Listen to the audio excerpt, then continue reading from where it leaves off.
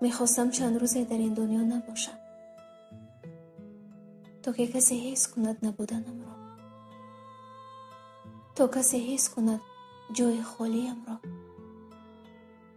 و شایدم کسی دلتنگم شود. ولی چقدر ساده بودم. نمیدونستم که زندگی با مانند کبوتری بوده است. همین که از جایت کمی بلند شوی، جایت را زود میگیرند. آیا شنیده اید که میگویند با هر کسی مثل خودش باش؟ ولی من شرم میکنم که مثل بعضی ها باشم.